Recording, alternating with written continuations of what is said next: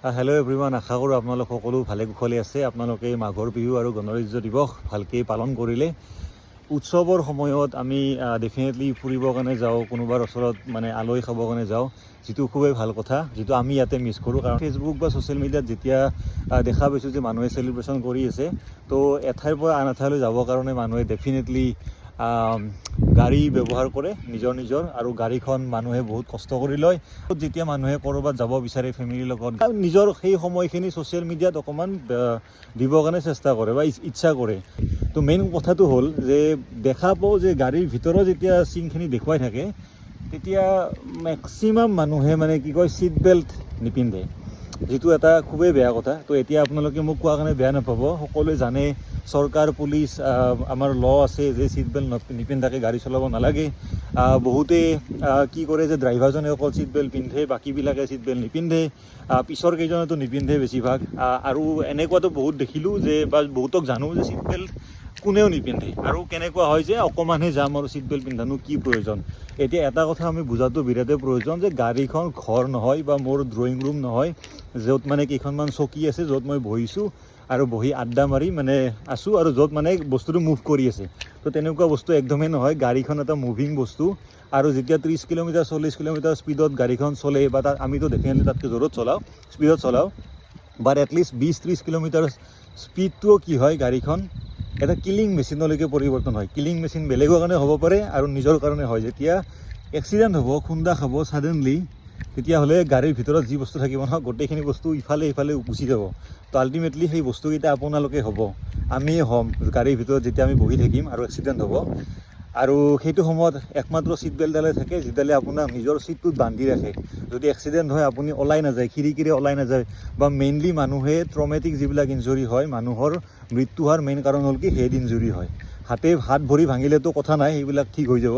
বাট চেষ্ট নাইবা বুকত নাইবা যদি মূৰত যদি আঘাত পায়, তেতিয়াহ'লে মেক্সিমাম ক্ষেত্ৰত কি হয়, মানুহ মৃত্যুমুখত পৰে, সৰু সুৰা এক্সিডেণ্ট হোৱাৰ পিছতো।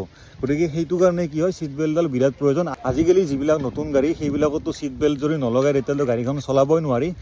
বহুত ধৰণৰ চেঞ্চৰ থাকে, সেইবিলাক ভালেই কথা। বাট যিবিলাকত নাথাকে বা তেনেকুৱা কোনো কথা নাই, মানে এনেকুৱা যে কোনোবাই প্ৰেছাৰ কৰিব লাগিব, কোনোবাই ক'ব লাগিব, তেনেকুৱা নহয়।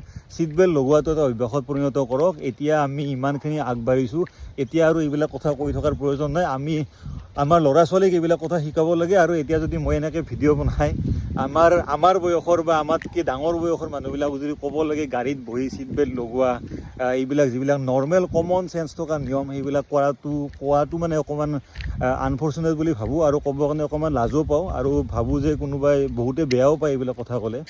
তো সেইকাৰণে পাৰ্চনেলি একো নকওঁ, পাৰ্চনেলি কোৱাটোৰ পৰা দূৰত থাকি পেলাই ভাবিলোঁ যে ভিডিঅ' বনাই পেলাই মই কথাখিনি কৈ দিওঁ। এতিয়া মোৰ মাজত চাগে এইখিনি সজাগতা এইকাৰণে আহিছে, কাৰণ মই বেছিকৈ জাগা অলপমান ঘূৰিছোঁ, মই দেখিছোঁ। আৰু ইয়াত মানে কি হয়, অষ্ট্ৰেলিয়াৰ নিচিনা দেশতো ছিট বেল্ট নিপিন্ধাকৈ আমি চলাবই নোৱাৰে গাড়ী, বহুত হেভি ফাইন থাকে। কিন্তু এগেইন মই ফাইন বাইনৰ কথাত নাযাওঁ, আমাৰ তাতো ফাইন আছে, কিন্তু সেইবিলাক আই ডোণ্ট কেয়াৰ। মেইনলি মই আপোনালোকৰ সকলোৰে ভাল বিচাৰোঁ, নিজৰ ভাল বিচাৰোঁ, চবৰে ভাল হওক। গতিকে সেই সুখৰ সময়কণ যাতে দুখত পৰিণত নহয়, তো মই সেইকাৰণে ভাবিলোঁ যে ভিডিঅ'টো বনাওঁ। কাৰণ এনেকুৱা বহুতো ইনচিডেণ্ট হৈছে, য'ত মানে কি কয়, সৰু সুৰা এক্সিডেণ্টতো মানুহ মৃত্যুমুখত পৰিছে, জাষ্ট বিকজ ছিট বেল্ট পিন্ধা নাই। আৰু এয়াৰ বেগো নুখুলে বহুত গাড়ীত ছিট বেল্ট নিপিন্ধিলে। গতিকে এইখিনিয়ে মোৰ মেইন কথা আছিলে, ছিট বেল্টডাল পিন্ধক, একো নহয়, এনেকৈ জাষ্ট টানি আনি এনেকৈ লগাই দিব লাগে, ডেটছ ইট। সেইখিনিয়ে বস্তু। তো মই সেইটো কাৰণে ভিডিঅ'টো ভাবিলোঁ যে ভিডিঅ' এটা বনাই পেলাই কওঁ, সকলোৰে ভালে থকাটো বিচাৰোঁ।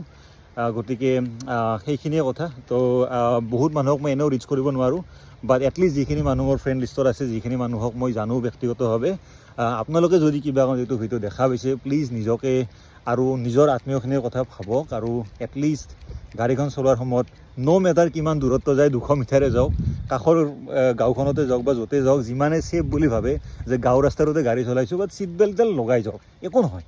এনেই জাষ্ট এনেকৈ টানি নি লগাই দিলেই হ'ল, এইটোৱে আৰু। এতিয়া অভ্যাস হৈ গ'ল, মইতো ছিট বেল্ট নলোৱাকৈ চলাবই নোৱাৰোঁ, ইম্পচিবল যেন লাগে, মানে কিবা এটা আনকমফৰ্টেবল লাগে, আৰু কিবা এটা বস্তু মই নাই দেখোঁ গাড়ীখন যোৱাৰ সময়ত, তো এনেকুৱা এটা ফিল হৈ যায়। তো এইটো অভ্যাস হৈ যায়, কিছুদিন অভ্যাস কৰক আৰু সকলোকে লগাওক।